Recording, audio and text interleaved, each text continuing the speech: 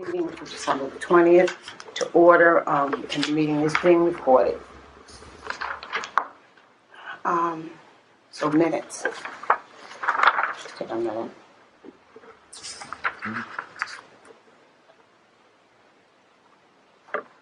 You know what, I'm reading this, that, What is it? recreation was supposed to come, but I haven't talked to them.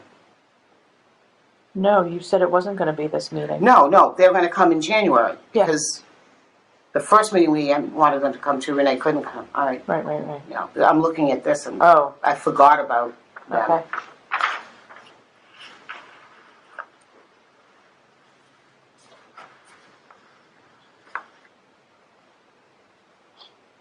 Okay. I guess I just need a motion. I will make a motion to approve the Board of Health minutes from November 29th, 2022. Okay, I will second. Roll call. Melissa? Yes. Do And I'm yes. you want me to sign? Yes. And then, septic plans. Cheryl, I know is gonna be a few minutes late. I don't know if she's been here before. Yes, she has been. She has been, so she'll know that we're down here, or she'll hear us. There's a lot of traffic. I just came from Newton. It's Oh, incredibly incredibly, okay. busy on the roads. I lucky was state south. Didn't run into any of that. So, the septic plans for 142. And we don't have that in the email. In what? We don't have No, those I plans. just- No, Scanner I wasn't think- working. No. Okay. Can I see all those plans on? Yep. Kevin's not here, so. Kevin's not here or not coming? He's not coming, though, he's sorry for work. Oh, okay.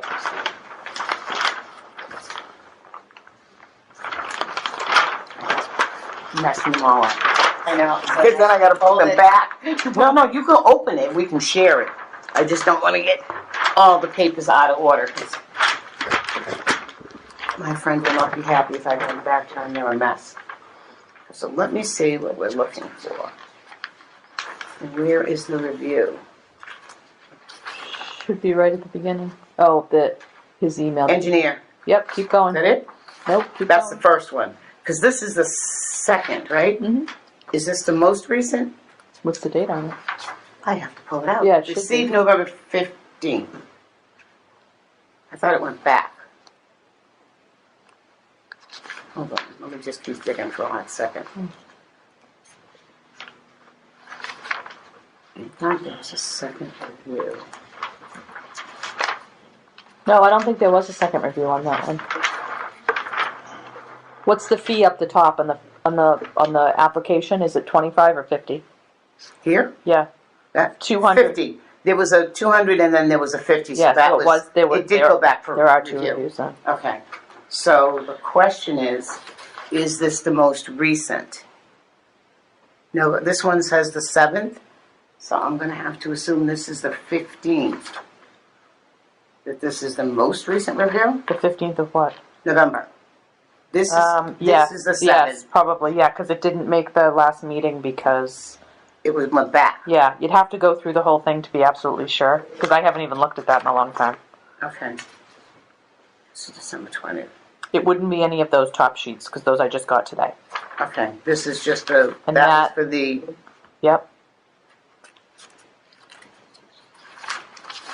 This is the revisions from his last review, right? right, but when, I was just asking what was the date of the second review? I don't know when the first review was done. Those notes on here, so I don't know if this is the first or second.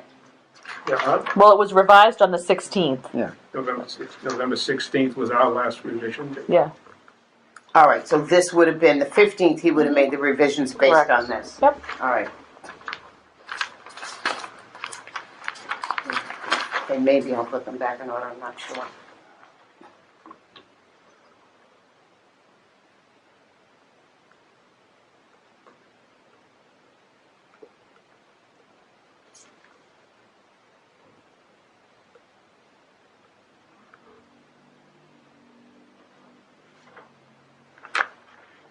It's got a crawl space or a full cellar? Just, no, it's a crawl space, not even that. I mean, literally, you gotta crawl. It's only up on like 2 blocks. Yes, in the blocks. Yeah. Because you're in Maybe. Monpont. That's right. Sunny, Monpont. It all started as little cottages that then had to come up. Slice of God's country, Yeah. very little.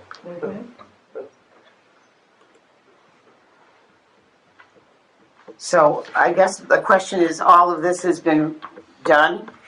Everything that he asked, Everything that Jim asked for, we you revised. revised, so these are the revised plans? Yeah, the latest 17th. revision is November 16th. Okay, yeah, and we received them on the 17th.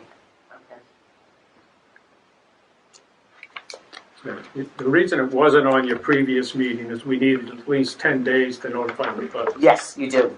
So we Yep. we Yep. lost a month, or whatever we lost, 3 weeks, whatever it was. Right, because it went to them and then it went back. Yeah. 'Cause I saw the notice in here that was for the butters. So I'm looking at, you've looked at this, right, Gil? No, I'm looking at it now. Okay, because I was gonna say, a lot of this is corrections. So what are the variances? I'm gonna let you speak and tell us the variances that I'm looking for. These are the, I sent out Yep, thank you. 3 of the affected abutters, 1, 2, 3, and we did put on the cover letter, this is the list of. Yeah, the cover letter's in there. Oh, yes, that's in here. Okay. That, okay, I that can is in read here. that if you'd like, or however. Oh, there there it is. It's here. Yeah, that one there. It went out with your, okay, Yeah, so those are, basically what we have is a very small lot. It's only 30 feet wide, 80 feet long. Yep. The cesspool now is currently way in the backyard. So somehow the only room we have is in the driveway, so we had to design it to be H20 loading that could be driven on. okay. So this is all heavy-duty materials. And basically what we're And the asking. recommendation that you moved all utilities, all of that stuff was moved? Yeah, we had to put a note on, I think it's like the existing water and gas line Relocated, okay. have to be relocated. Okay, yeah, because I saw you wanted that. Okay, so you're looking for 2 feet from the property line instead of 10, allow septic tank to be 2 feet from property line instead of the 10 required. Well, I say has to be 13 normally abutters instead of 20. So it's mostly reductions in 4 soil modeling instead of 5. Oh, perhaps up to 3 feet instead of the 10.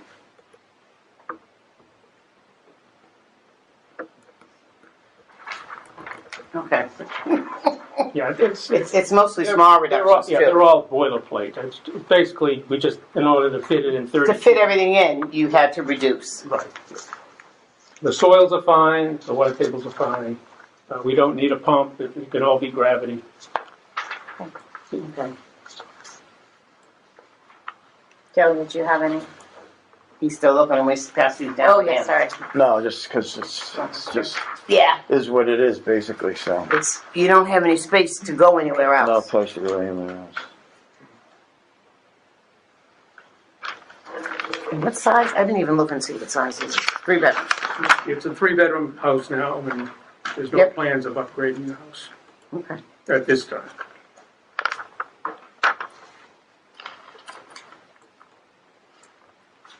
Yeah, not much else you can do, really. Meaning they're not. You ain't no better here, right? No? No. No, this is the others. And there were 3 that were notified, right? Yes. That I see, yeah.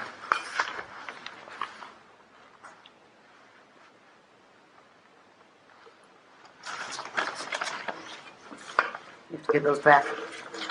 I gotta put Is them this back where gonna I be got done them this from. year? Is this gonna be done this year? What's gonna be done? I think so. When, what month do you think you're gonna do it in? I'm not sure, We're selling. we're selling, so we're trying to get the septic approved.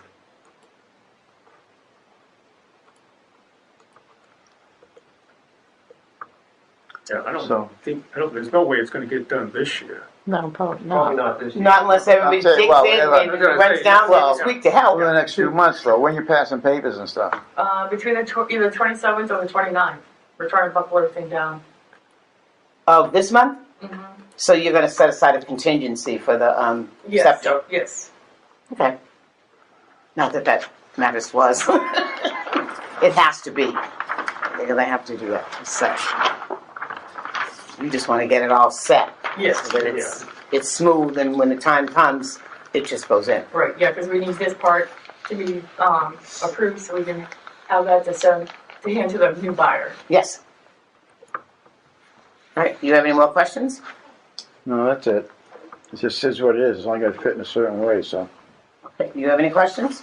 I don't. Bridgestone, Okay, so I guess I should ask you to make a, how do you want this motion? With all the individual? No, as No. as noted on the As plan. noted. That's good enough. So I should add it. When did that come in? That one doesn't have November a date. 17th. That might be his, that he gave us? This is November 17th. Okay, Payment. all right. Are you ready, Arlen? Yes, I'm sorry. That's okay. I will make a that's just an motion agenda, I'll say.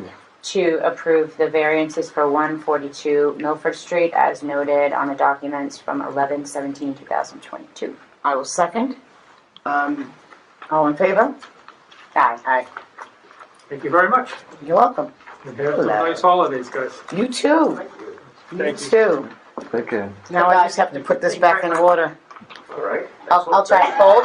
Oh, you can fold while I try to put this back. Yes. You still have 78 cents on your campaign. I swear that. Gum, Say she that- I bought swear gum. that was here. But I don't have any sheets. Did you Oh, have? did you this put was them back his. in there? Do you have a Chevy? I actually have another sheet that says cleared. Wait a minute. Okay, look, I just was going through my. So you and I talked That was about it. I there. went home and was took care of there. it and came back. Okay. Actually, I think my That husband was dropped it there. on the slot. Okay, I'll find it. I'm just going through my year. I didn't want the balance. I have to send a year end thing. And I'm No, I know. So- There's only one thing I'm not sure if I'm putting it back in the right spot. If for some reason you Type. can't find it, I have a copy of it. Okay, I should be able. That's fine. I just, like I said, I'm just going through the thing. I'm I'll like, go through it okay, again. This one, I'm like, oh, she's substantial. I did give you it there, Al. Thanks. Oh, that was, I will. Thank you so much. Yes, that was his copy that wasn't dated. I knew there was a dated copy somewhere. Before I go home with something I don't want to go home with. No, you don't want this. She'll chase you anyway, so. Did you give me back your plan, sir? No, because I'm typing off. Okay, all right. Um, As long as it goes back in the, where it's supposed to. did you get my email via Teresa that I That, sent to Scoop? yes, at 5:30. Okay. At 5:30, yes, yes. Actually, I called in that morning and she read me, the emails that you sent. I didn't see them until later because I was on the road all day. But Perfect. she did, and I was hoping that she would be here by 4:15, 4:30, the presentation. We'll see. Could we start on Definitely this. this? What about, can we talk? Oh, Maybe she's here? you are. I'm here. And I just said I was hoping you would be here by 4:15. Oh, she's. But I have somebody that can help me. I've never used that before. Oh, okay. But he knows how to use it. And I know that you were coming with your Yes, I have my question. Yes, I do have a question. I think I need at least just some kind of paper that says it's approved for the bank. You'll have to come in tomorrow and get it. Okay, Yes. no, that's cool. Yeah, I come in just said tomorrow and looking I can photocopy the plan that's stamped approved Yep. for you. at- Okay. Okay, just like the front page. And what's a good time? Yeah, Whatever, okay, all perfect. day. Perfect. Yeah. You heard this one. Thanks, sir. Oh, Yep, he heard. thanks. You're welcome. He is the guy. Need the guy.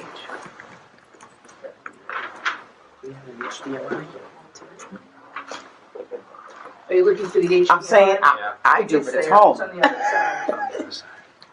So plug into the HDMI. We should. Oh no, we probably won't have plans. We won't be using it again. But if we want to do presentations, we could. We'll have transfer station time today. Oh, absolutely. Okay, great. Yeah.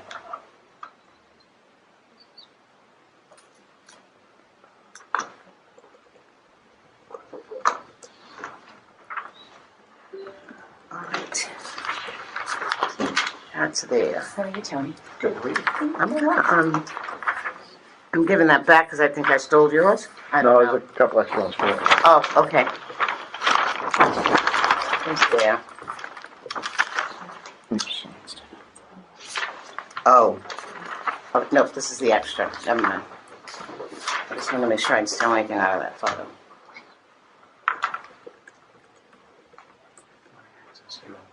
Oh, gosh.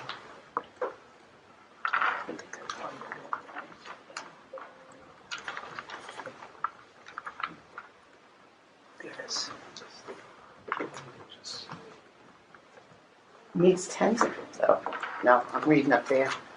Long press for 10 seconds to restore factory. We don't want to restore factory. You didn't read that. And I'm reading that without. That's because I had my cataracts fixed 5 years ago. That'll do it. And they put in long distance lenses. Mine is slowly deteriorating. I had my eye exam today, and I said to him, "You cannot dilate my eyes. I have a meeting at 4." I have to be able to see. It's always fun. Yeah, but it's fun when someone else is man. driving. It's a terrible feeling. It is. It's like if you can take that and just when you get to the point where you have cataracts, that's what things look like at night. It's like boom, yeah, can't see anything. Thank you. But no, don't catch me next Did you time. not sign them anymore? Who? What's that? You. No, I didn't. I'm sorry. I was so busy keeping it all All right, well, together. hold on. Give me the top page. Just keeping them neat. We might want to change the attention to on these bills. Saying anything, you know, he hasn't been here in what, 7 years? Who? San Angelo? San Angelo. Oh, yeah. It's The bills. just trying to get them to send the bills is, She doesn't want to mess anything up, is what she's saying. They're not. Ron San Angelo was what I was trying to say.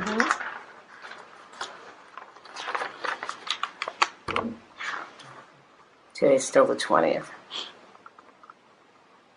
For a minute.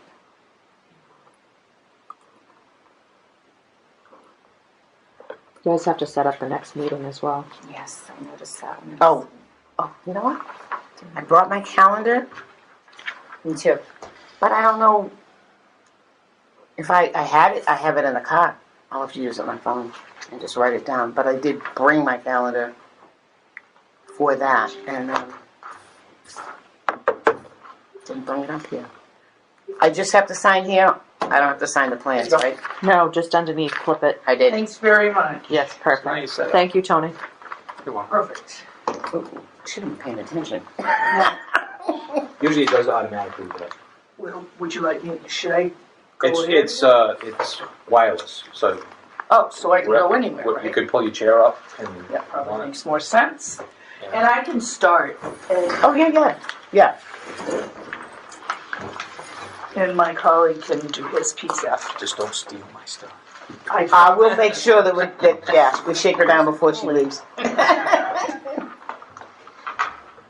Did you Am say I it? blocking everyone's thing here? No, you're fine. No.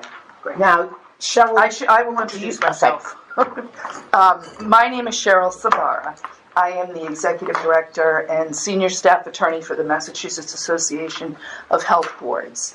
We are a membership association that provides technical assistance and legal education to boards of health throughout the Commonwealth. We exist on membership dues and contracts that we have with the Department of Public Health. So, I was asked to come here and talk a little bit about the legal authority that boards of health have and what their duties and obligations are. And I'm going to make this won't be very long because I don't want you to fall asleep when I'm doing it. And then my colleague is going to talk a little bit about, I think I need widgets, let's see. It has a different presentation for you. Okay. So. Oh, that was easy. So that's my information. I should make it clear that we don't provide legal advice. We only provide legal education. Town council for Hanson would provide legal advice.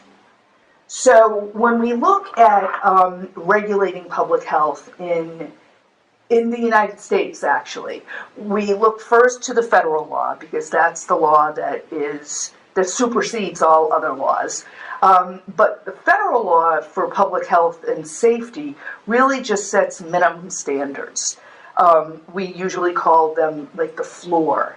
And then states can go further and can further regulate public health. And in Massachusetts, what the legislature has done in Massachusetts is they have basically taken their police powers, which are where the legal authority for boards of health rests, which is sort of a difficult word, a difficult concept, police powers, because you're used to using that phrase when you're talking about fire and safety and police, but actually the protection of public health falls within those police powers to protect the health, safety, and welfare of its residents. And believe it or not, zoning laws are also part of the police powers to protect the health, safety, and welfare. So zoning laws aren't just about where you would place a certain business, but the goal of zoning laws is health, safety, and welfare, not really aesthetics, although that usually is what people think about, but that's really not what the legal authority of zoning laws is either. So in Massachusetts, our primary statute that gives boards of health their obligations and their duties and their authority is Mass General Law, Chapter 111. Section 31 is really where a lot of our authority lies. And that's the section that enables boards of health to make reasonable health regulations. And those health regulations also include orders, like orders that may have, emergency orders that you may have issued during the pandemic, or that you might issue if there's a drought or any sort of weather emergency. That would all come within your legal authority under Section 31. And there are lots of cases in Massachusetts that have been decided by our Supreme Judicial Court, which is the highest court in Massachusetts.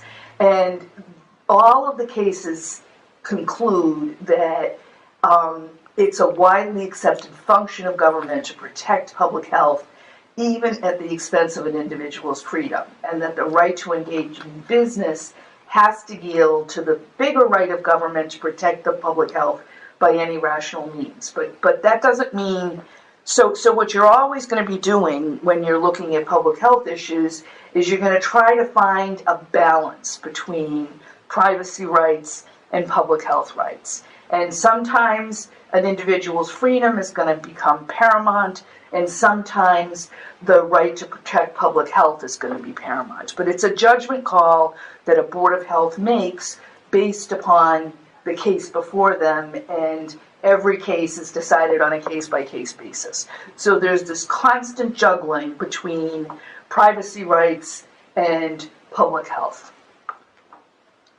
So when we're looking, and I mentioned the SJC, which is our Supreme Court in Massachusetts, and the regulations that boards of health make are really their local laws. They stand on the same footing as a bylaw would, an ordinance would, a state statute, or a state regulation. You, as a Board of Health, have the legal authority to enact local laws as long as those laws are reasonable. And when the court looks to determine whether a law is reasonable, if a law is being challenged, the courts are only going to find that regulation as unreasonable when the person challenging it can prove the absence of any conceivable ground upon which the regulation may be upheld. Now, the best way to describe what that actually means is to look at the Arthur D. Little case, which is an old case from Cambridge, where Arthur D. Little was coming in to the city and they wanted to build a plant that would manufacture chemical weapons in the city of Cambridge. The Board of Health at the time, who was a commissioner at that time, didn't like that idea. He didn't think chemical warfare he didn't like the thought of chemical warfare weapons being manufactured in his city.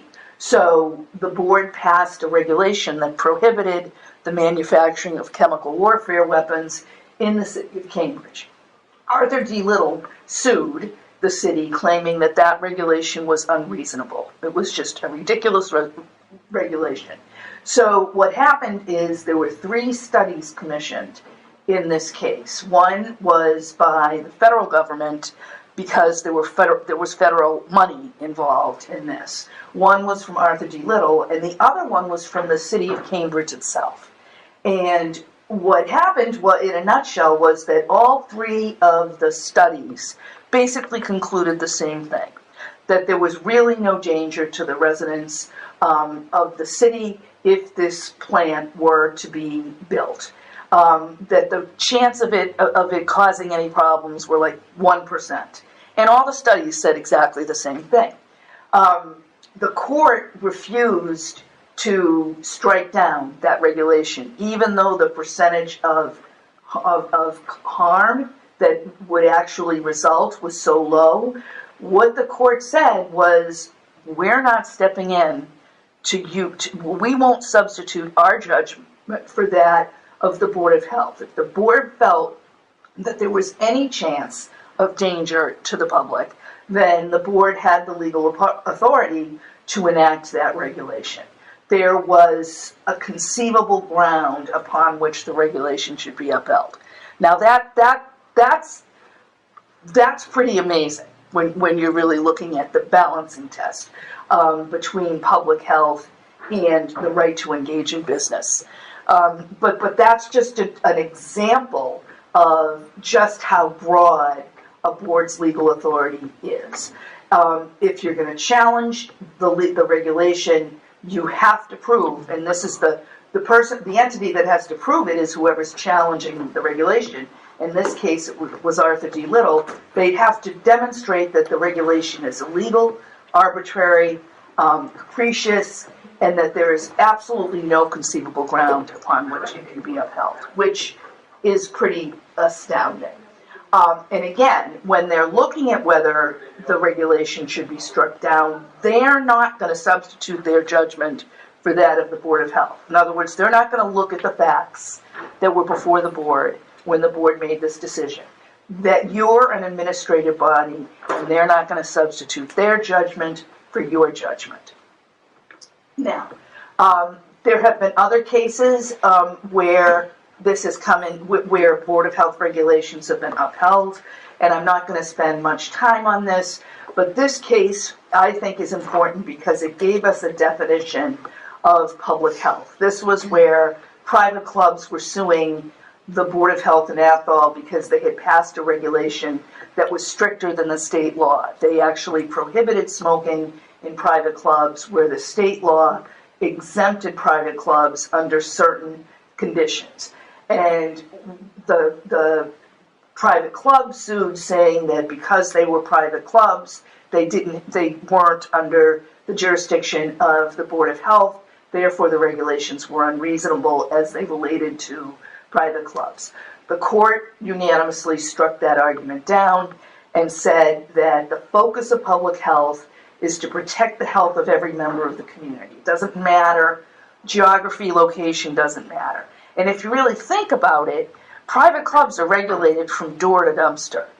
There's an occupancy permit, there's a liquor license, there's a food service permit. I mean, just because they're called private doesn't mean that they're not capable of being regulated. They are. And we regulate individual behavior in not all the time, but we do regulate it. If you look at requiring helmets on motorcycles, smoke detectors in homes, lead paint, we do regulate private behavior when we feel that that balancing test is such that we need to. And again, it's a balancing test. Now, I've said that there's a lot of legal authority there for boards of health, but there are some considerations that you want to factor in when you're making a decision about what to do. You're going to want to first know whether there's a state or federal law that would prevent you from acting. because some laws are preemptive, which means that you can't further regulate. And then what you're going to want to look at is this assessment, and here's that balancing, was part of that balancing test. When we're looking at regulations, we frequently are looking to protect people that are more susceptible to harm. So frequently regulations protect youth, they may protect the elderly, they may protect those with special needs. We're frequently looking to protect people that can't protect themselves. Or are we looking at just a risk to one individual? So these are some of the factors that you're going to want to consider. So the bottom line is, you're going to be upheld, but just because you can doesn't mean you should. You've got to think about, are you going to be able to enforce the regulation that you're thinking about? And this came into play in Brookline 20 years ago. They wanted to regulate the use of cell phones. They wanted to ban the use of cell phones in cars. Now, is that a public health issue? Yeah, you could say that using a cell phone while you're driving is probably not a very good idea if you're going to try to avoid accidents. But how was a Board of Health going to enforce that? People are driving through, are they going to know? I mean, what are you? I mean, last I knew, you didn't have cars with sirens on them, or that your staff isn't trained to stop people. It wasn't enforceable. It wasn't a reasonable regulation because it wasn't enforceable. It would have been upheld as a reasonable regulation, most likely, but it just because you can doesn't mean you should. They had no ability to enforce it. Your regulation is only as good as your ability to enforce it. So just because you can doesn't mean you should. So obviously what happened with cell phones is the legislature handled it. They put enforcement with the police as to where it should be. It was a secondary. I mean, it made much more sense than having it as a local Board of Health regulation. So again, is the intervention going to be effective? The Brookline example, it was not going to be effective. And what kind of burden are you putting on the individual? Is it a fair and reasonable burden requiring motorcycle helmets? Is that a burden, and is it a burden that's reasonable because it's going to protect lives? So these are the things that you're going to want to consider before taking any action. So in Massachusetts, the way our laws work is when it comes to looking at enforcement, in some cases we have the state legislature passing public health laws and then delegating enforcement to local boards of health. That happens with the smoke-free workplace law and the tobacco sales law, where the legislature wrote right into the law, this shall be enforced by local boards of health or their agents. So it's written right in. Some laws will say this should be enforced by police. So a law could specify who the enforcing agent is. Sometimes the legislature and state agencies, when they enact regulations, put a situation together where there's really a sharing of power. So with the state sanitary code, locals can enforce, the state can also enforce. I have not seen the state come in and actually enforce, but they do have the legal authority to do it, and it's written right into the regulation. We talked about the primary enforcement agent, and again, you can strengthen state law, you can't weaken state law. So we had an example, and I don't remember what town it was, but when the smoke-free workplace law went into effect, we had some towns that were furious that smoking was being banned in bars. And the selectmen brought a warrant article to the town meeting saying that we're exempting smoking bars from this requirement. Well, they didn't have the legal authority to do it because they couldn't be less strict than the state law. And when the bylaw went to the Attorney General's office, it was returned as illegal because you can't have a law that's less strict than the state law.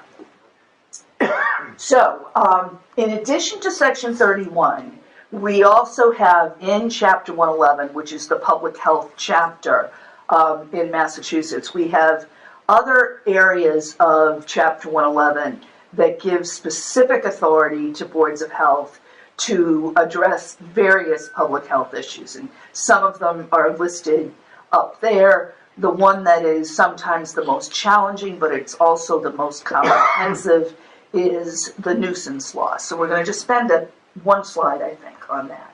So what the nuisance law says, which are sections 122 and 123, it says that boards of health shall, not may, but shall examine into all nuisances, sources of filth, and causes of sickness within a town, which may, in its opinion, hurt public health. So you're being charged with examining into a nuisance which you think might be dangerous to the public health. So you'll see the burden is put on the Board of Health, and the Board of Health, though, is allowed to decide whether something is a danger to public health.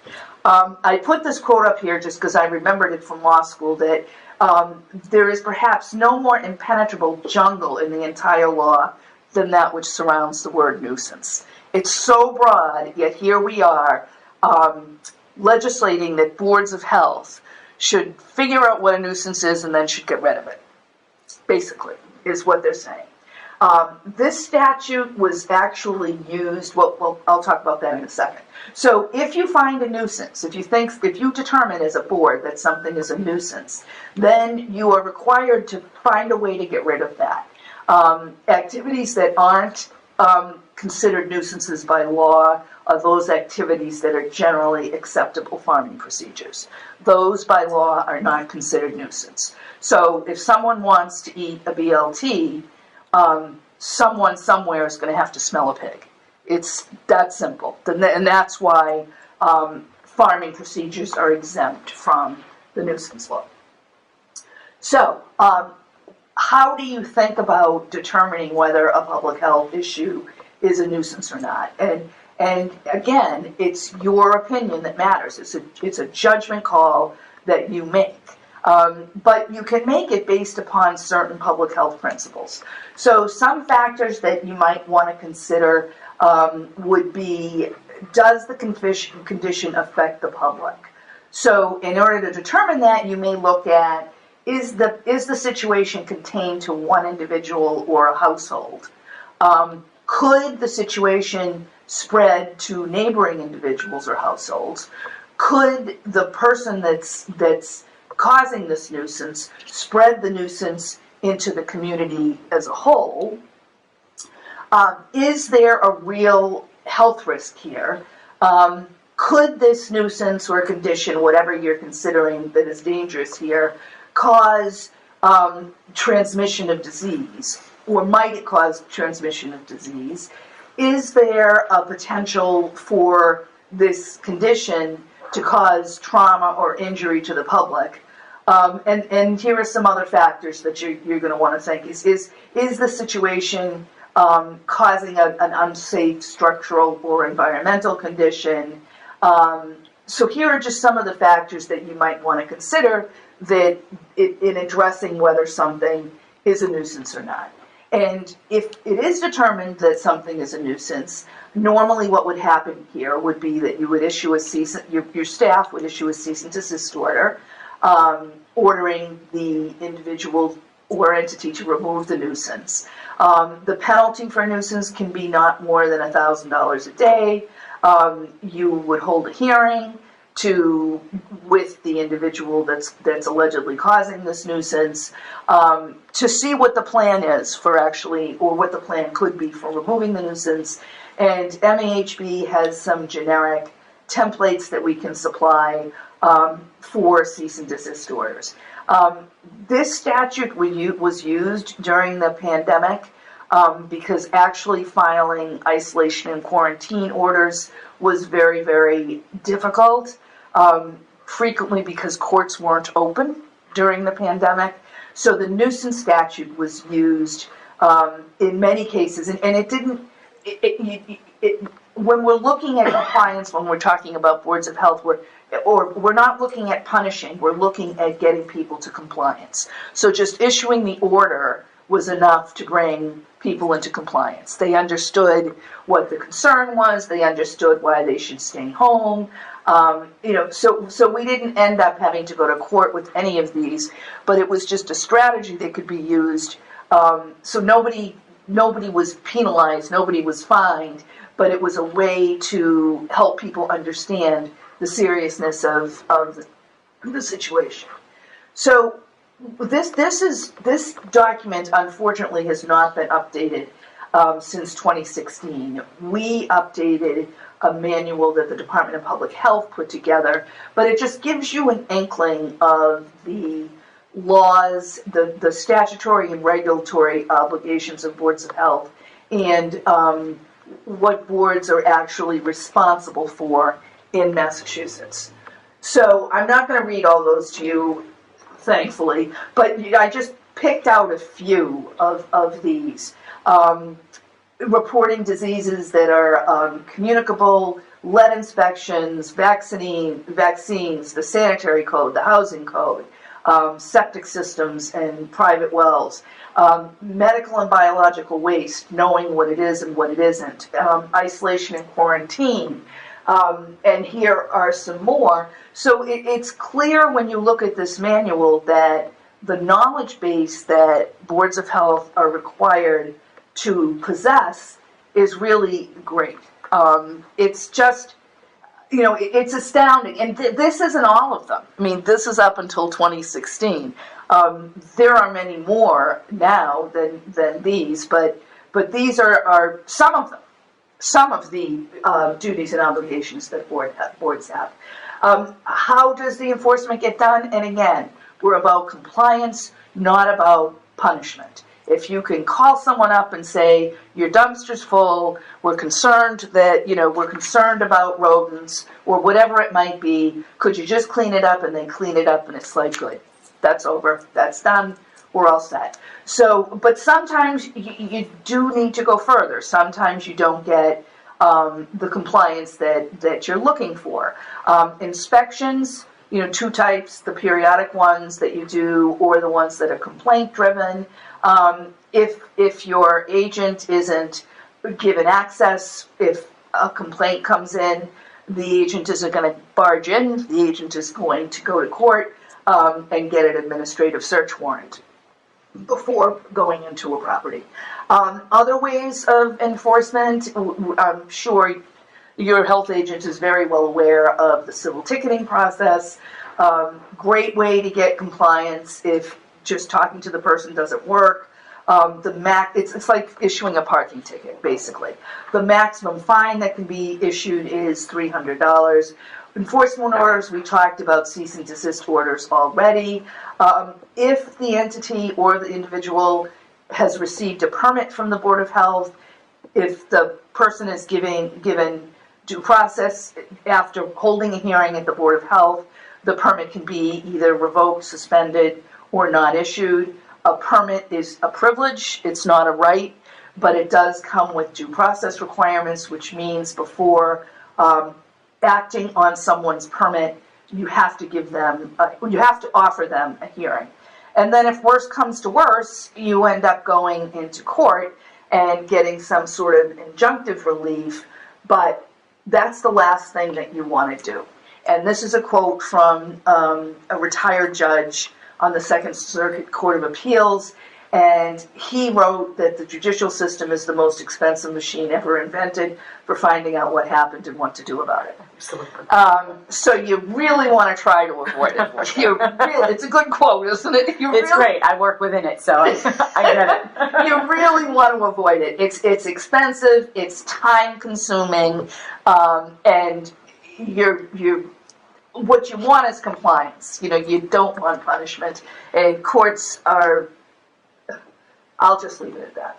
So this is another section we're going to do, and then I'm done.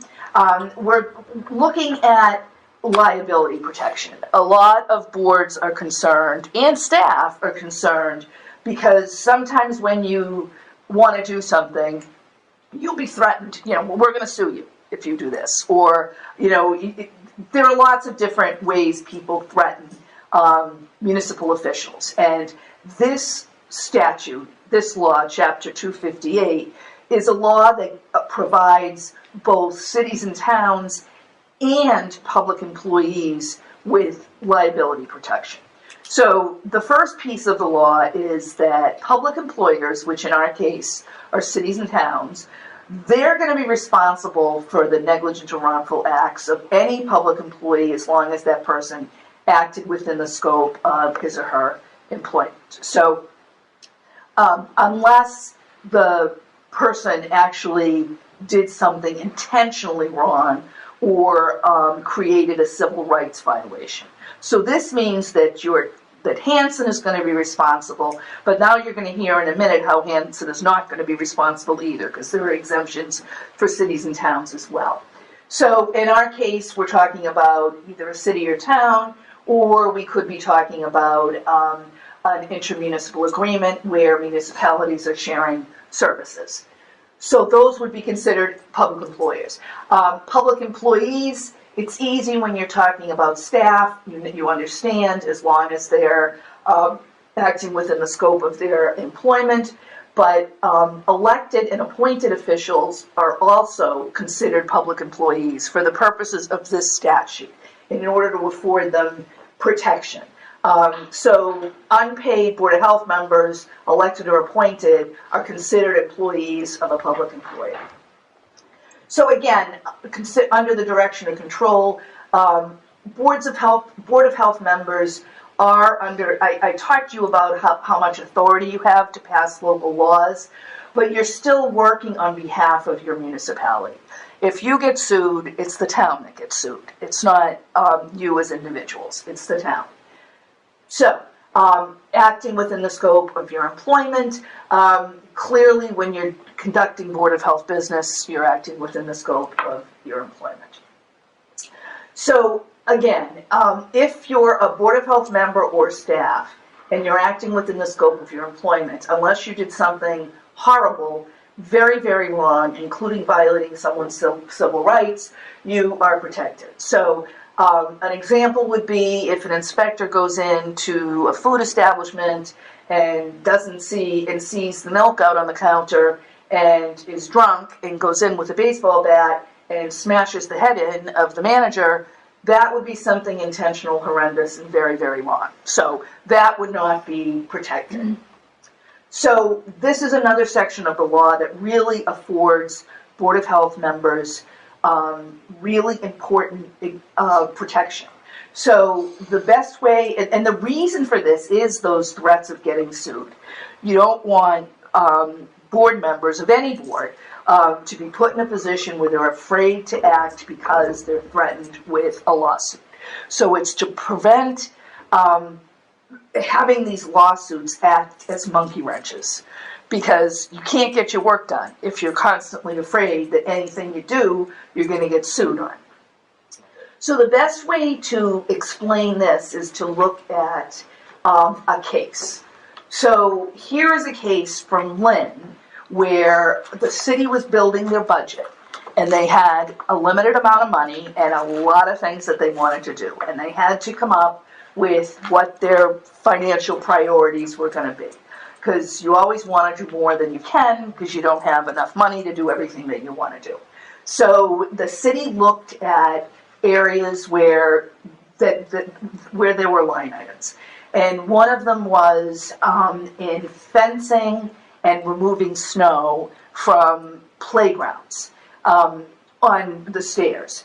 And when they looked at their whole budget, they said, we can't afford to remove the snow and we can't afford to put fences up. So we're not going to do that. It's a decision that the city made. So what happened was a child was at this playground, which was up on a hill, and what looked like a slide, but was really stairs that were filled with ice and snow. You couldn't tell. She thought it was a sliding area, and there was no fence at the bottom, so she slid down, slid right out into the traffic, and was hit by a car. So the parent sued, obviously, the driver of the car, And they also sued the city, saying that the city was remarkably negligent in not funding this on a public health basis. They should have put fences around, and they should have cleaned the stairs. And the city won because of this discretionary function. You know, this was building the budget is an integral part of government policymaking. And therefore, even if the city's decision was ill-advised and unreasonable, they still had the right to make that decision. It was a policy decision that they were making based upon an allocation of limited amount of resources. So that's an example of your discretion being protected by this law. Now, on another example, we had in Framingham, we had a DPW director who knew and thought it was fine that snowplow drivers, again, this was in the winter as well, that snowplow drivers were driving in the middle of a double yellow lined road to plow. Once it got dark out, they were driving in the middle of the road. And the DPW director knew this and implicitly permitted this to happen. Well, that's negligent. That's not a policy decision. There's only one way to drive a car. You can't drive it down the middle of a road that's a two-way road. You can't drive it drunk. You can't drive it in reverse. I mean, there are certain ways you drive and other ways that you know you can't drive. So that's not a policy-making decision. That was negligent supervision by the DPW director.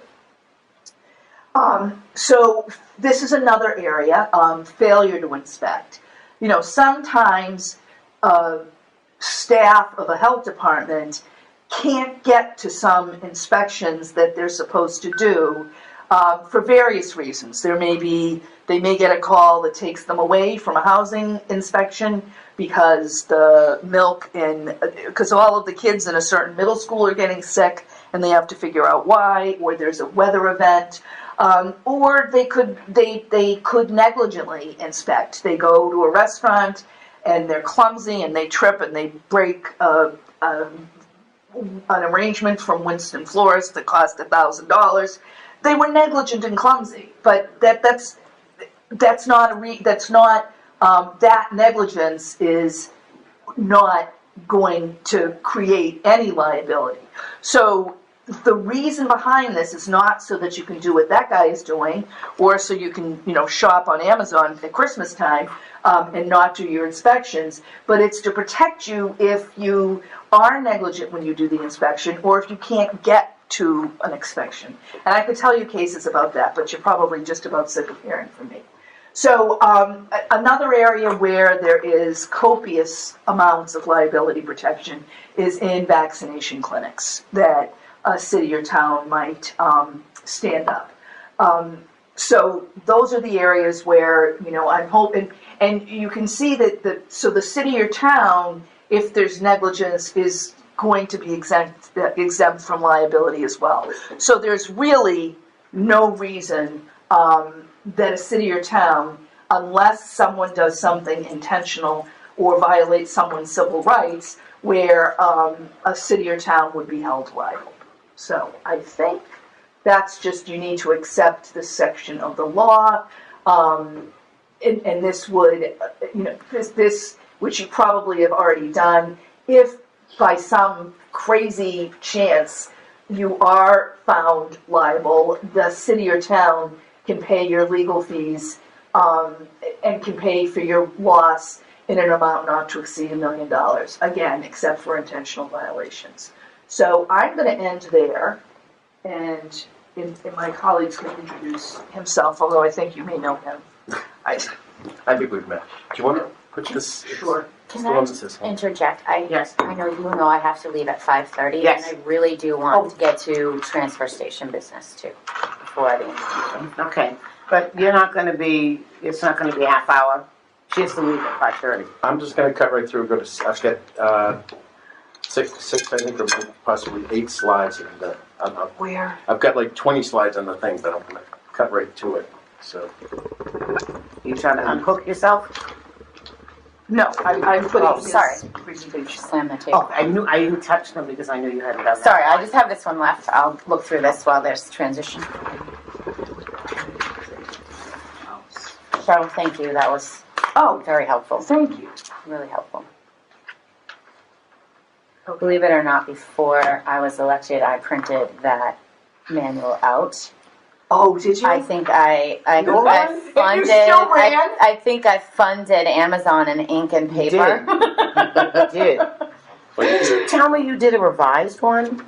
That's the handbook, the legal handbook. Okay. Is that That's different. I did both. 250-page one? Yes. And then there's like an abridged version, which I also Right. printed out, and that kind of guided Okay, me to what I needed to be. here it is, You need a grant thumb drive. presentation. I like paper. Well, we also sell that. Do you? For $100. Well, I bought it through Amazon. Yeah, I guess you did. In a different way. Yeah, exactly. You can just use this. Okay, and I'm gonna just blow right through this because the reason that I asked Arlene to let me come here and talk to you is that regardless if you vote for or against the grant, Abstain this one. Sorry.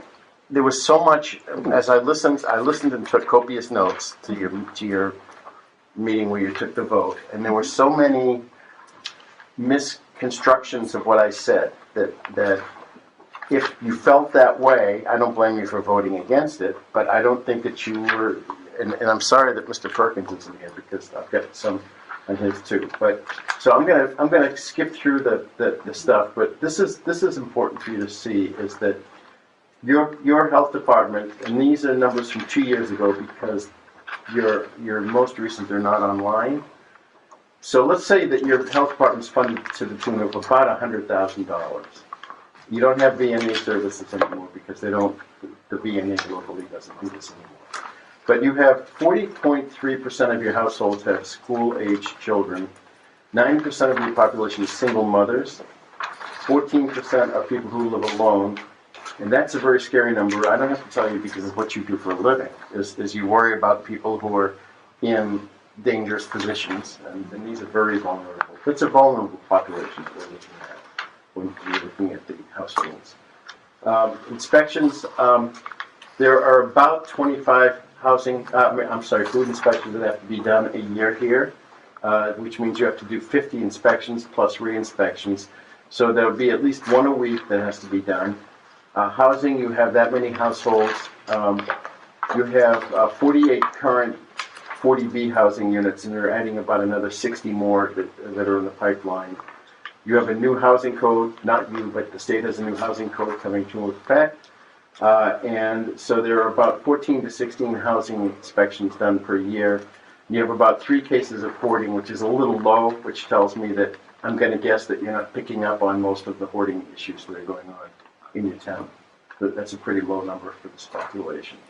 And for substance use, you have an organization called Whitman, Hanson, Will that has the MOPSI, SAPSI, and all of that. They have several different grants that are geared towards alcohol in teenagers and substance use disorders. And then you have You also have Plymouth County Outreach. Sorry to interrupt. yeah, and that's all. I think Plymouth County Outreach is all considered within that same umbrella, according to the webpage. So. You have a very active council on aging, but what concerns me is that they may be there, but they're not connecting the dots. And where they're not connecting the dots, I learned about from listening to the presentation that Gil gave to you during the comments period before your vote, and you've actually had at least one person who died from starvation because that the 2 people living in a particular housing unit weren't picked up upon that they were having these problems. You really need a public health nurse that can concentrate on anything, not just being proactive, but you don't have a public health nurse right now at all. And you're not using electronic inspections and archiving. And things are sort of just kept wherever they're thrown into a file drawer at this point. So these are the things, these are exact quotes. And if the grammar's off, some of it might be you, some of it might be the fact that I used a transcription thing in the computer. So these are things that you said. So not all of the towns have signed on. That's correct, and I don't think I told you that they all were because we had one that wasn't. You did. You actually, you weren't truthful with me. I asked you, had all the towns signed on, and you said, yes, you are the last ones, twice, when we Really? spoke privately. Because Pembroke had not signed. I was the one that actually said I happen to know for a fact that Pembroke hadn't signed on. Yeah, I don't Which- know why I would have said that, but okay. So then, these are quotes from you. I've asked the health agents in the town, very much on board, really does provide a lot of services that health agents are responsible for. I have a fundamental problem with taxpayers paying for that twice, through the salary and through the state funding. Okay, so your health agent, no health agent in Massachusetts right now is doing everything that they're supposed to do on that list of things that Cheryl showed you. None of them are. And the money from the grant is there to fill that gap in as needed. You might not need all of those services because you might not have those facilities in the town. But right now, none of the health agents are. And the funding from the ARPA portion, which I told you about last time, is what will fill that in. Sounds great to have a health nurse, and I'm sorry about the 222. You must have. To join this for a health nurse, but there's no guarantee we get a health nurse.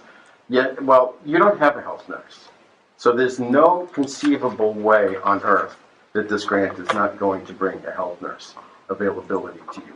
Maybe through the grant, it's conceivable that if your town itself needs and has the work to support a health nurse in and of itself, that through the ARPA portion of the funding, you'll get a health nurse paid for by the Commonwealth out of the grant monies, out of the ARPA monies.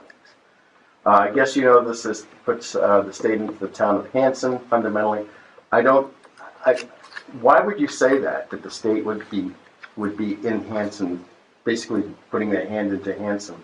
There's nothing tying your hands to do anything at all. There's no conditions on this grant other than you're going to cooperate, and the cooperation is that at some point the shared services coordinator, Will, is going to call Jill and say, I need to know whether or not you bought the printer that we had budgeted for you, so we could fill out the financial reports. Because there is financial reporting that has to be done by your shared services coordinator. The other piece is the 90-day opt-out. That's not workable, and we're going to come back in about 2 seconds to that, to the 90-day opt-out. I have a significant reservation about getting something as vague, okay, and you were talking about and this is a conversation between you and Arlene, what are the conditions that were part of something that the state is in charge of.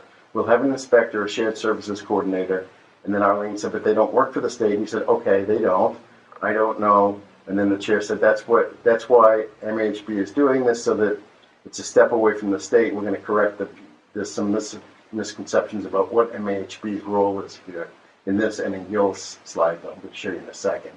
Why is it we have to sign something that is overseen in order to get the funds for what we need? We have to sign something that is governed and that should probably not be a period, that by controlled by someone other than us. That's my issue.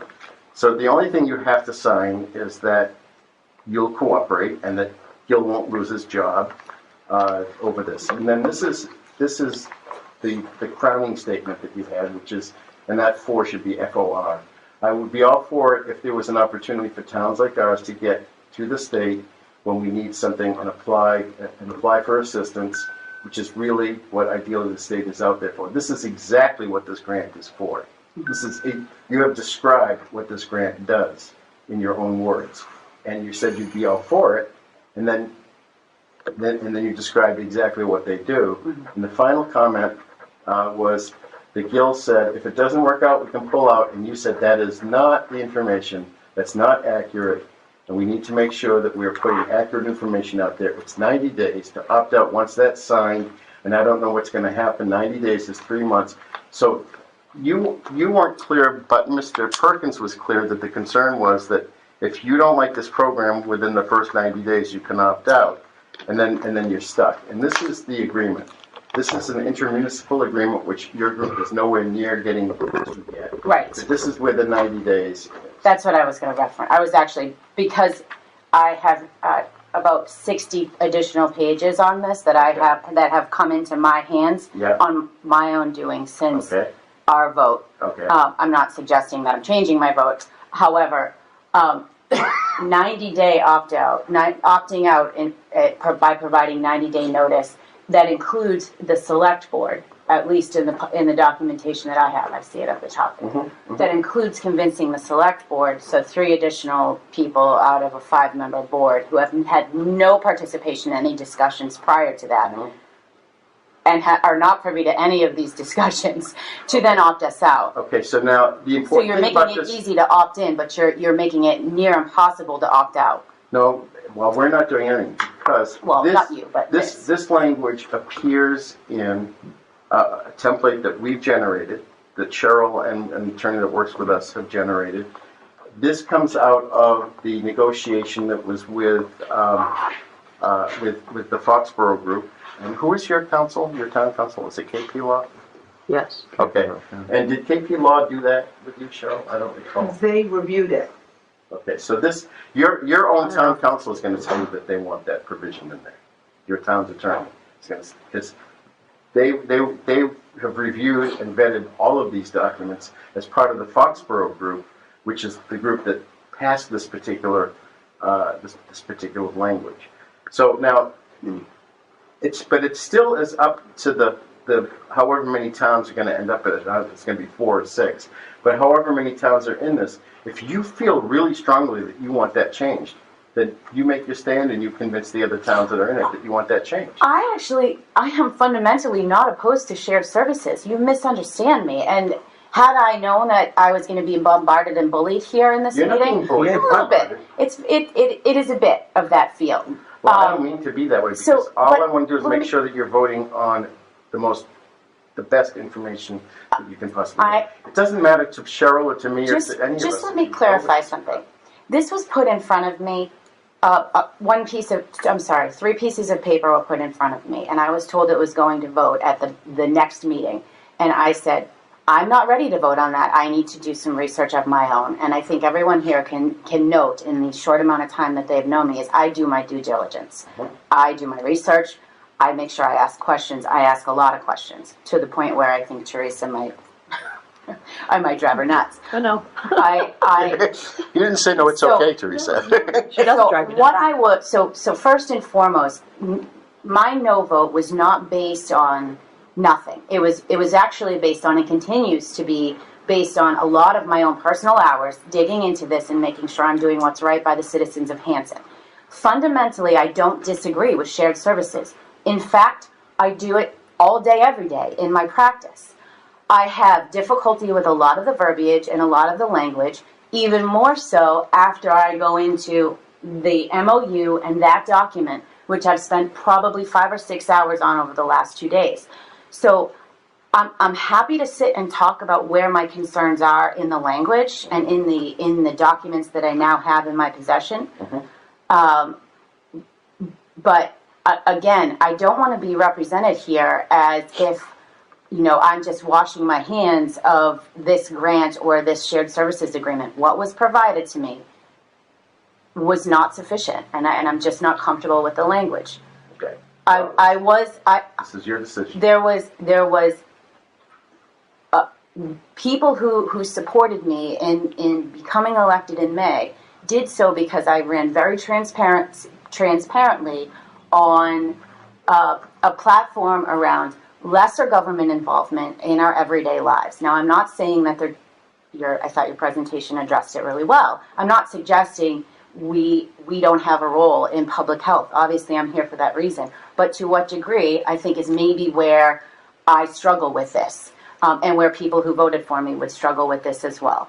So, again, I just wanted to make sure you understood me, because this, I appreciate it. I jotted down what you were focusing on, and I do plan to go back and to respond to you. I obviously can't do it off the cuff in 15 minutes. I guess that's all I have to say on that. Okay. All right. So let me just finish. I've only got a few more. Oh, sorry, I thought you were done. No. Sorry. These were the points that Mr. Perkins made, which were very much like yours. that he wants to know why they can't have just a grant that they need. You're free to go and try to find a grant. I will tell you right now that there are no grants coming from the state government that do what Mr. Perkins. I have no doubt. You may find some federal grants. I'm not saying we know about all of them. And then he says that he can't get past. Each town based on population. It's one town, one vote.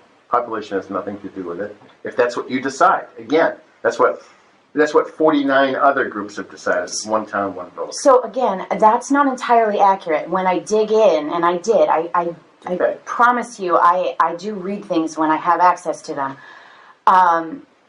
Marshfield technically on certain topics has 2 votes because I believe that the shared service, forgive me, I don't know the name, coordinator, is the deciding vote. I know that it makes absolutely no sense to me if it's a unanimous vote, but Is that there's in language, there is language that individual gets a deciding vote, and if I'm correct, Someone read that when we were in Pembroke, and that shouldn't be there. I've never even so, noticed that. so again, forgive me, but like I'm pointing out things that are legitimate concerns. Very concerning because I've been a shared services coordinator for 2.5 years and I've never voted. And we take a vote probably every single week. So things for like 2.5 that years. would be helpful, right? Like things like that, if we, and maybe I need to be our point person, but things like that would be helpful to sit and talk about and pick through, because maybe they can be remediated in a way that's satisfactory and shifts my vote. But as it is, and it sounds like you agree to some degree that I that's totally agree worrisome. with that. The shared service coordinator should not be voted. It's not part of the. I mean, if That's an Marshfield said, employee. That's not the boss. So you it- guys are the boss. so if Marshfield has its own vote, and then and then I believe the coordinator is also from Marshfield, although not living in Marshfield, which is another issue I have.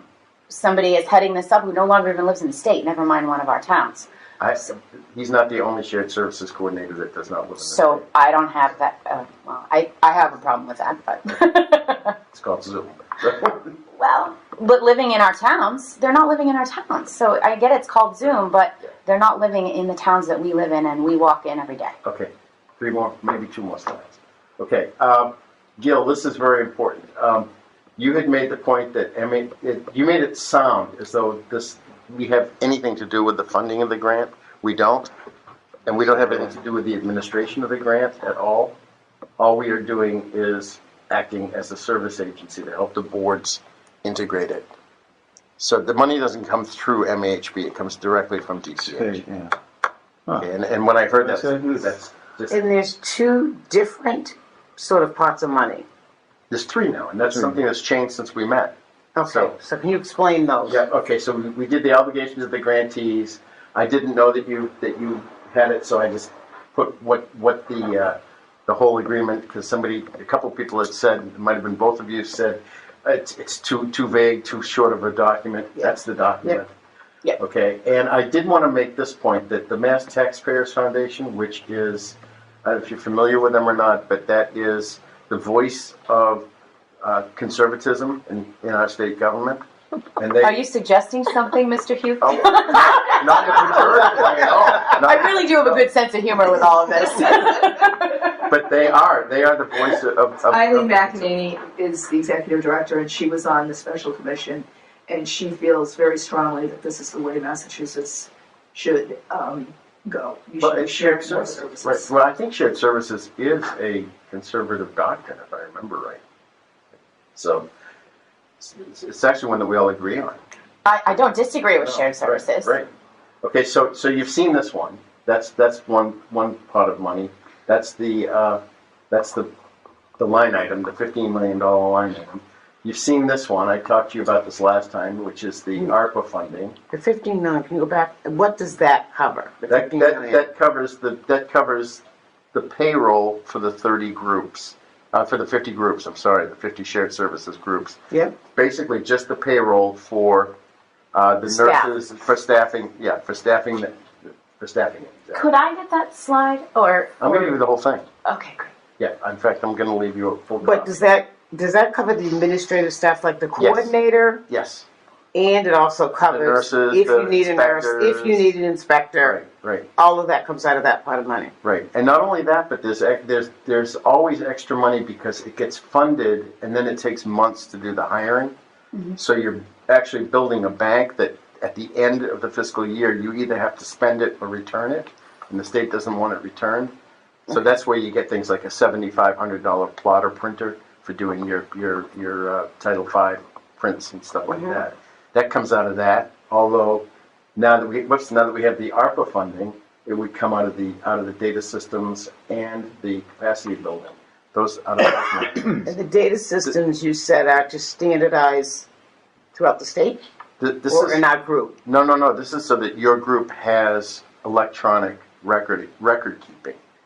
Then, when the state wants to compile at some point, how many housing inspections are done by all of the boards of health across the state in a given year, they can get that information by coming out and reaching out to the health departments and asking them.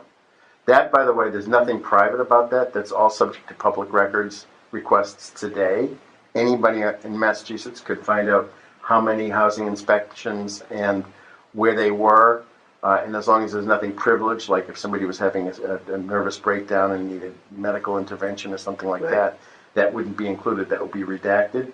But that's all public information. There's no new public information that comes out of the data piece whatsoever.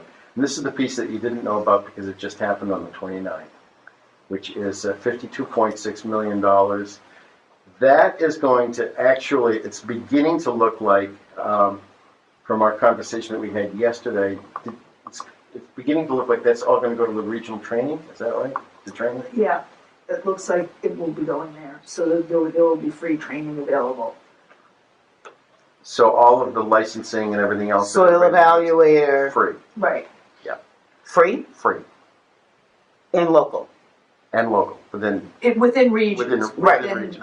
You don't have to go to the western part of No, the I state. think you go to New Bedford from here. That's my guess so far, unless maybe you go to Barnstable, whichever's closest for you. Yeah, but that's better than western part of the state. It's better. Yeah, it's better than Pittsfield. Who pays for our trainings then? It's in the budget. You mean Our, it's our budget, we pay for it. Yeah. so that's all coming from CDC dollars, and that is really what I wanted to cover with you. That's the same summary slide that you saw last time, though.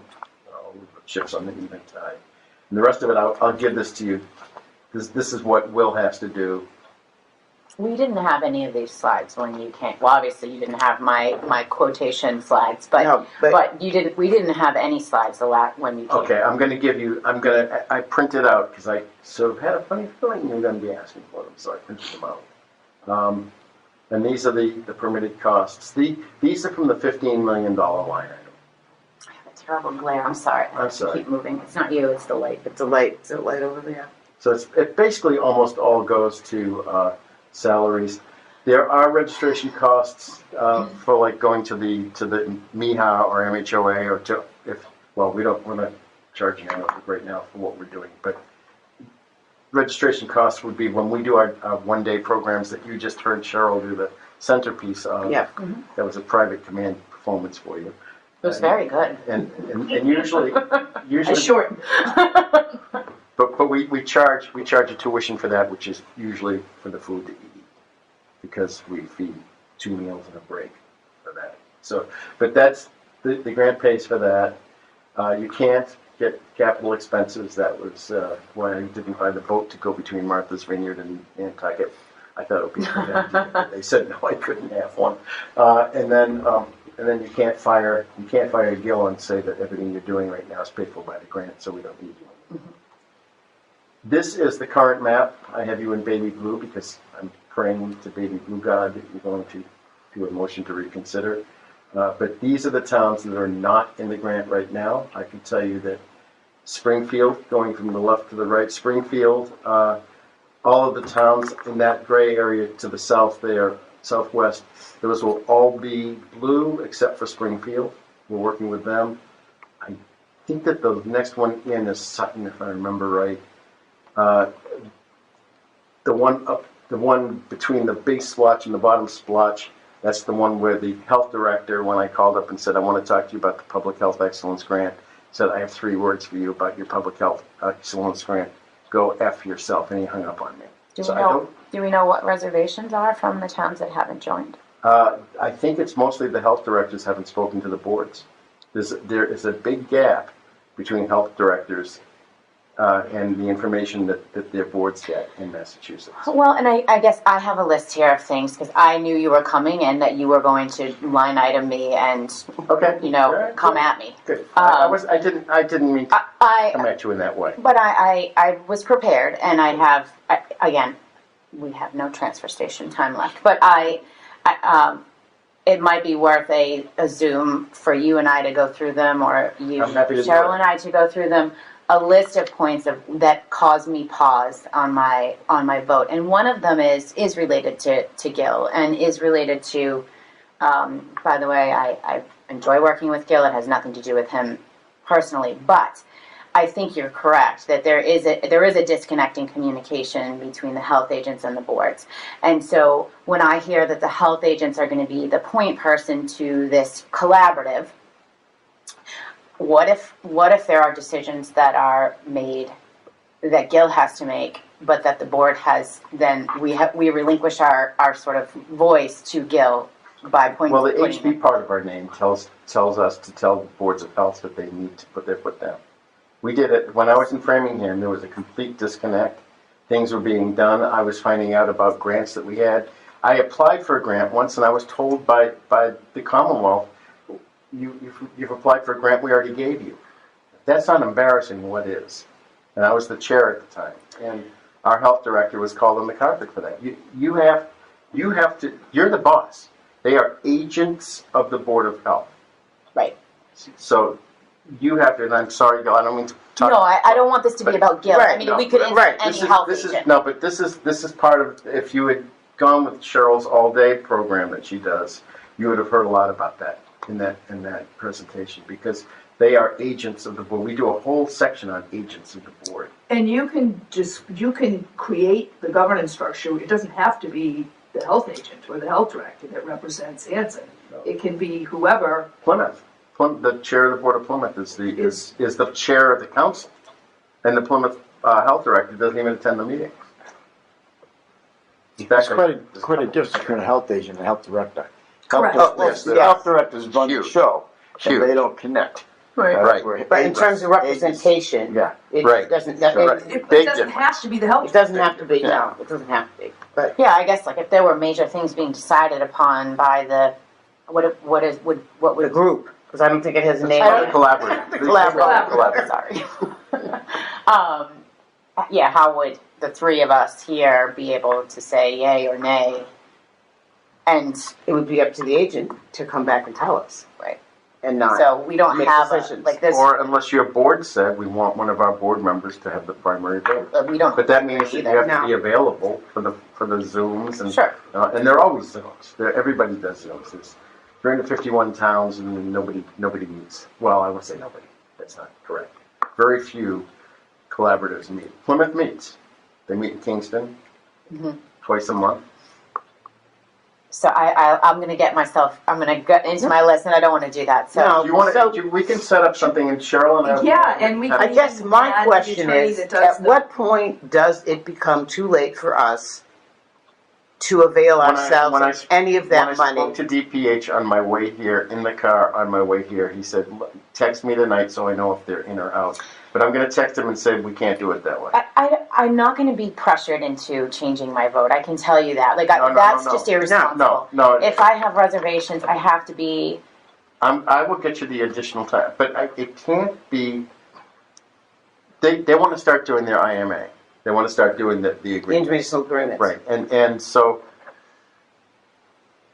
does the first of the year, is that doable for you? I don't know when our And next meeting Cheryl and I is. will meet with you, So or whenever your next meeting is. our next meeting is we don't We have even to have set it it ahead. scheduled yet. You would have to talk with him probably before then, to Absolutely. get all your questions answered. But at what point are we no longer going to be able to tap into those funds? I would say after January 1. And I could get you to probably to the 15th So let me ask. if we knew that was going to happen. Let me ask a Yeah, question. but I can't guarantee that. Yeah, I mean, I also do think But there we have won't a be- board member who's not here who Right. absolutely needs to Right. partake in this Right. conversation. And there won't be, I have to tell you this, and this is the other thing that's changed along with that other sum of money. There won't be another opportunity to come into it. It's just not gonna happen because the group will have already made their intermunicipal agreement. The capacity assessment findings will be released, and those will attach to the group. So if there's going to have to be a nurse, which we all know there's going to at least be a nurse, at least one, there could be two nurses that because you get the extra funding. If that happens, it happens, and it's once that capacity assessment comes out, nobody's waiting for anybody anymore. And we couldn't join. You won't be able to join.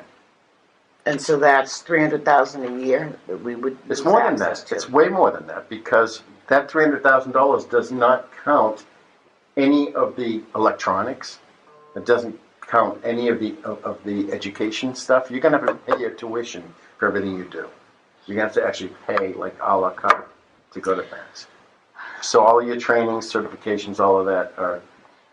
Again, like there, and maybe it is better that this stuff is discussed in open meeting, potentially, because a lot of it explains my no vote.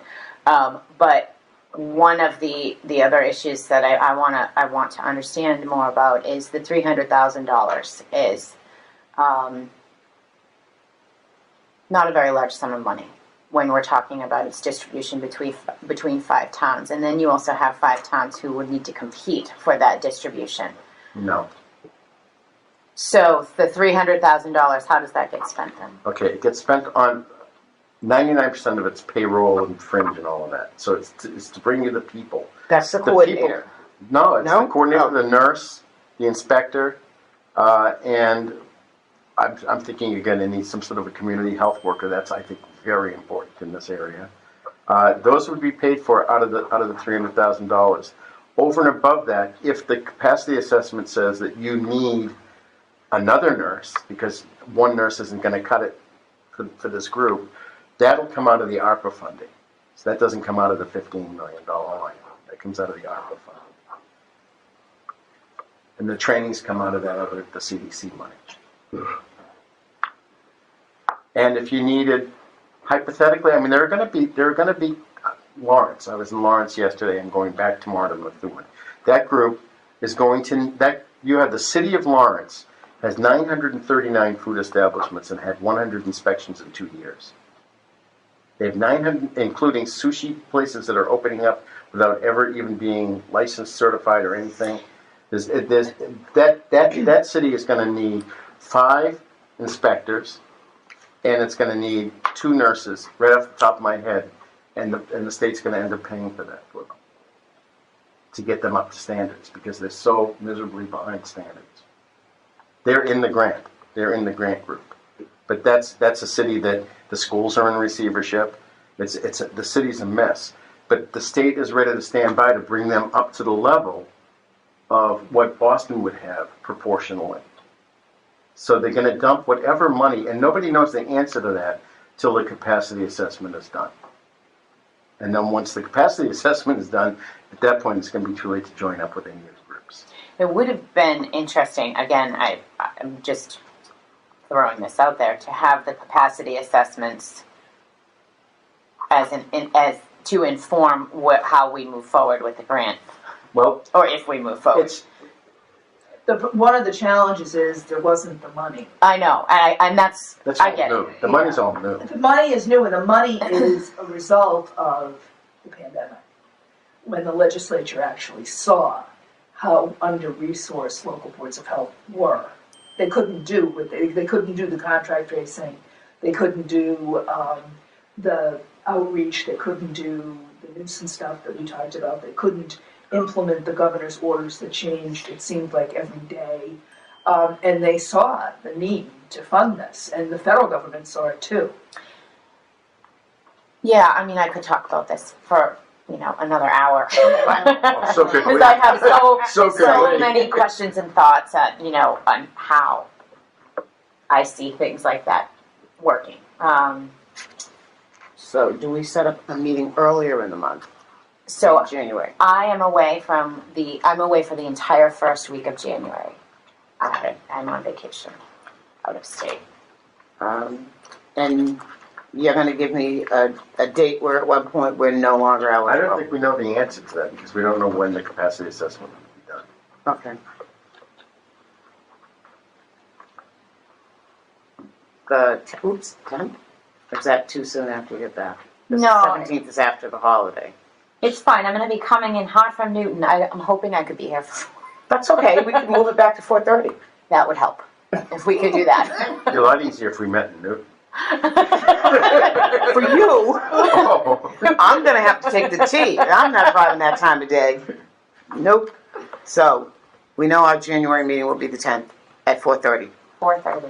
Okay. And then we can move on from there, because I know you have to leave, but I want to be clear that this is our last Oh, go. this is, yeah, If we don't sign I on, mean- we get nothing. I mean, technically, we voted. I You did. I You did. did. and this is a motion to reconsider. And you know, I know that as of yet, I have a bullet points of 14 different concerns Questions. that I have about it as it stands, and I haven't even finished reading through the additional documents. Why don't, at a minimum, if we don't do a Zoom, which I suggest maybe we do, then give me the 14 bullet points and whatever else you have. I'll be ready to get you answers. Well, and we may want answers to come from Rich Mucci, And that's what I'm thinking the too. legal consultant, the law firm that we have hired to help us with drafting documents. Are most of your concerns language? Language. I mean, I tend to be of the view that, you know, I want our grants are taxpayer dollars. I want our taxpayer dollars back, but without contingencies. Ideally.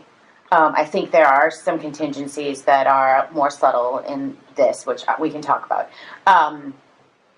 There's definitely language issues, and there is the idea of the expansion of state government into our towns and what that means. And again, things that we can talk about. And so I think it's like multifaceted. Yeah, I would just add, and I understand your concern, but the way the Department of Public Health, the way Massachusetts has been funding local public health historically has been through state grants. That we don't have a line item, and that's what we've always been missing, is a line item for public health. Every other department has a line item, but public health doesn't. So the idea of receiving grants to fund health departments is very common in Massachusetts. So if that, and obviously some grants are taxpayer dollars, some grants come from foundations, some are a combination of different funding sources, but if they're coming from the CDC and from the state, they're coming from tax dollars. And there's a lot of hesitancy right now around the CDC and taking money from the CDC. Not everybody is happy with the CDC I right now. understand. So, and some of those people would, you know, really push me on why I would Yeah. vote for this. But we just don't want to cut off our nose to spite our. Right. I don't Well, want the I people of understand. Hanson not to get the services that they need. But it's If just, we it's, can't afford to When pay you for Well, it. have somebody dying that's of misleading. starvation, that's a red flag.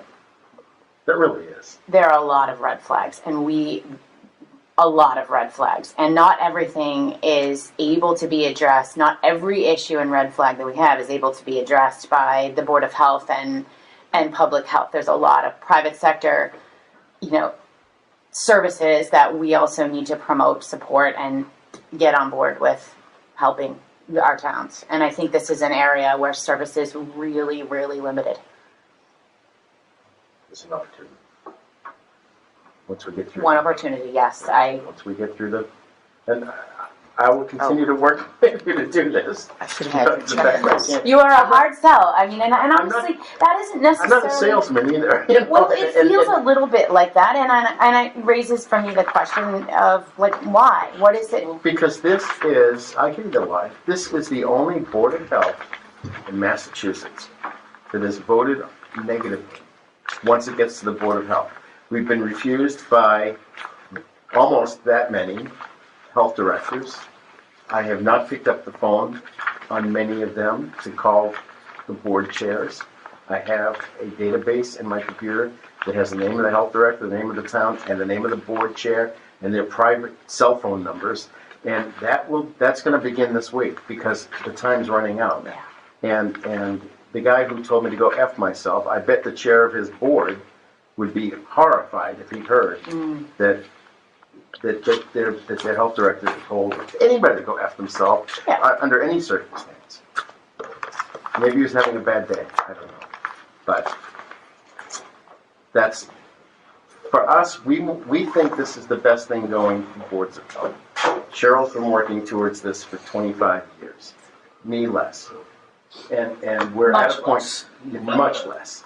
But we're at a point now where we have money that we never thought we were ever going to have. And this is the dividend that COVID gave us, because COVID took a lot from a lot of people in a lot of ways. And I'm not going to even get into the masking and all of that. We're not going there. But COVID took lives, it took kids, it took grandparents, but it gave an awareness of what Gil does on a daily basis to the people of Hanson. It gave an awareness that maybe we need to be taking care of the public health infrastructure to the state legislature, to the point that they came back and said he didn't ask us for enough money, which still boggles my mind that a state senator would call and say that. But we now have their attention, and there won't be another opportunity unless we get this right this time. And we have to get it right. And the best way to get it right is for that map to be completely blue or red, whichever color you prefer. Yeah. But Not a very good color choice either. I'm realizing Green would have been a good one for go. Green would have been better. I'm gonna go. He's gonna change. I didn't do that. I did the soft, the lighter blue color. Although I think it's accurate, but It is Massachusetts. It is. It is. It's right. Hey, listen, give me a little credit here. I'm a fish out of water. But the gray spots actually could have been red, because they are definitely. Yeah. I mean, the little one in the bottom said to me, there are only a half a dozen towns in all of Massachusetts that are about 100% Republican, and we're one of them. Yeah. And they're great. So. Yeah, and I don't consider myself that. I do consider myself relatively conservative fiscally when it comes to spending taxpayer dollars. But you And can't be that conservative, because what you do for a living. people are shocked. What do you do for a living? I am a psychiatric social worker. So yes, Right. one of the few of relatively conservative approaches. So. Right. But you have a heart. I do. I have a very big heart. I really do. I do try to do right by what I'm doing, Okay. even though I may disagree. So if you want to set up a Zoom, I'm happy to. do Okay. it. Well, And we'll- shall we email? Would that be the Yeah, easiest? that's fine. Oh, yeah. And this was not an opportunity to ambush you. That was not what It definitely felt like an I ambush. wanted to make sure that we were clear. is to take your that words and we- say, this is what you said. Sure, I wish The I only had way- a bit of a heads up, or maybe we did this another way. I mean, I did feel like an ambush. It didn't feel very, very, very fair. Well, Kevin because had- the public works, the public record. Yeah, no, And even- I get it. I'm not, and I stand by them. Yeah. I'm not denying any of them. I stand by them, and I'm happy to talk more. All right. We will see. Get me out of here. I will. You can download it if you want to keep my work. That wasn't bad. I don't know if you heard enough about the program to understand what we're saying. Because you can ask A questions. couple of things that just, and I don't think we've met. I'm Mike No. Dugan, Chair of the Finance Committee. Hi. there. Hi. We And, have it. You know, the withdrawal page had an interesting thing at the bottom of it that drew my attention, which was the comment of every year you have the opportunity to pull out of the program, but at the end of the fiscal year, subject to you not being able to provide funding. So I guess my only question of this is, Is it guaranteed? no, is this No? things where, like, I'll use the library as the example of a chunk of their budget has to be appropriated based on a percentage basis of them spending on library resources in order to get a match from the state for twice that amount. Right. And the only thing that just popped into my head and unfortunately, Arlene just sent me a message yesterday, so I had very little background. I just said along. And, but that kind of, the only questions I have in relation to this program are dealing with our ongoing budget issues year after year after year. And if there is a situation where we are in another situation of cuts across all departments, is that something where either we are pulling out and or disqualifying ourselves from the program because No. our budget is being cut? Right, now, if it's a proportional cut saying that. across the board, that wouldn't be considered supplanting. It would be if you needed money in the budget and you cut him out, but you didn't take away any fire, you didn't Yeah. take away any police, you didn't take any janitors, any secretaries, you only took his. Then they're not going to replace his salary. The classic one would be where a town has a nurse that works, say, a .25 FTE, and the grant now is giving them nursing services, and they say, we don't need the nurse anymore, let's cut her. You can't do that. That would disqualify. Okay. The only thing that where it caught my attention was that the way the wording of that, and what I found funny was that it was in the withdrawal That subtext page. but it gave me the impression that there's, instead of just the money coming in to fund expenses, that there's some implication that we are also providing funding. And if we cannot provide that funding, No. then that's No. No, it's a one-way street. I didn't get to see that whole page, but It's yeah. like the third or fourth line down at the bottom of that withdrawal, because it talks about being able to Yes, leave like- at fiscal year end. Did you see, was that? That was right up It was on you know the withdrawal when you talked about the 90 days? Yeah. That's the slide he's talking about. Oh, okay, so that's a question for you. I need to look at those agreements. I have a lot of those to go through. It's dense and the wording is very legal and forgive me, That's but why I we'll need a have little Rick- extra time. That's why we'll have Rick on the line. That's why, yeah, Because he's the, and your town council. has big reviewed people it and actually reviewed this. offered some edits to it that we incorporated into the documents. And the finance committee this is your only, This is the first I've heard of it. So Yeah. he's not seeing the whole program. I do think it's important to put out there, I got this months into my term. So I know you say this has been around, but I did not get it in May when I was elected. So I'm trying to run up and get up to speed and learn a lot at the same time as I'm trying to make a good decision on my I was vote. wondering, does he have the information? I'm gonna give you- I don't have information, I know that. Send me an email. I searched for it Yeah. and I got a Sure. I couldn't find it either. I even searched online. Geez, okay. Government. Just so you And know. I haven't seen it. I thought he had a copy of it. Very If important. you read to But me, does he have I a copy wrote up something That I don't- actually for Lawrence Of what? yesterday. of the agreement? Yeah. I've not seen it. Through it There's tomorrow. an So it might say MOU, Methuen and there's Lawrence. an and I see executive it. summary. It describes the that's whole like a program. group. Yeah. Describes And everything. really, important. again, the only I other mean, thing And the that Send it to jumped- me. Really too. important. the only other things that jumped out at me were just I get the fact that based on some of the information you sent, that we're talking about a 9-year program. Yes. It's gonna be more than that now. Yeah, and I guess that gets into it because I know that's really long-range discussion, Yes. but we provide all these added services that are funded through this grant Right. that are then people become reliant upon and have a level of expectation, and ultimately grants do expire.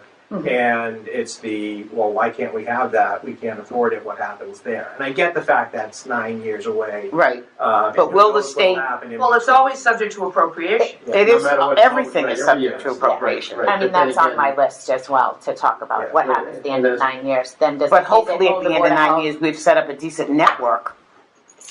Well, the ARPA money, We don't have the now. ARPA money's not 9 years, but It's the idea five. with the ARPA money is the state's going to invest 5 years and $200 million on permanent infrastructure stuff. And I would say this is really source funding, where it's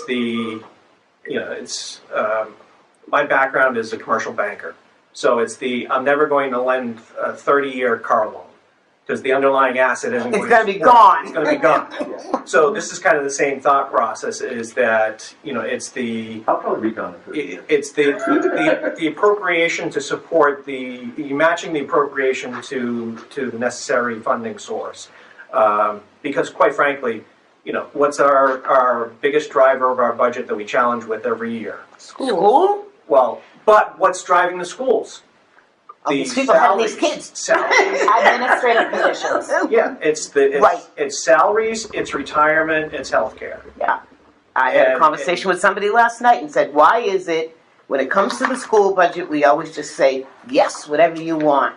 Why haven't we sat down and looked at what they're doing? Couldn't agree more. Completely agree. And this is, again, on my list is, are we just adding administrative positions? Are we really adding positions that are service to the citizens, or are we paying salaries for people to push paper? It's a point, you have a .5 administrator. That's And that's the it. only That's the administrator. group That's the- administrator, not AP. Right. Yeah. That's So it. nobody else is doing, the rest of it is directed by, Whatever the governance body wants. right, whatever that Right. coalition Collaborative. So leadership wants. if they had a nurse, if they had a social worker, if they had a health worker, that belongs to the group, and we get a portion of that person's time. Right, and the way that it's shared, just so it's clear, it's not like if it's Monday, it must be Hanson. No, I know. It's, you will no longer have to do any low risk, high risk, Title V, whatever the inspectors that you hire, that'll be off your plate across all of the 4 to 6 towns, however many we end up with here. Depending on what function you want. Right. Right, that's up to Right. you guys. Nobody's gonna tell you that. I'll I send you. would bet you everybody wants a nurse. Well, Everybody wants what- a You're nurse. gonna get, I can, Or health. you're gonna get at least one nurse out of this. You're gonna get a nurse out of this grant, but you're gonna probably get beyond that. Your nursing capacity here is, well, have zero. capacity here in this town is zero. Zero. But for your whole group, it's pretty close to zero. It's not far from zero. I don't even know what towns have nurses. Well, and you don't have, No. you don't have VNA anymore. You used to Nope. use VNA, right? They Yes, had VNA, they haven't had VNA for a couple of they years. backed out, right when COVID hit, 2 years ago. yes. Yes. Yeah, so So you shoot me something, I'll send you the. I appreciate it. I'm sorry that you got, It's okay. I'm gonna drive sorry. very slow. Slowly. Town of Hanson. Motion to, okay, motion to adjourn, all in favor? Yes, in favor. Yes. okay.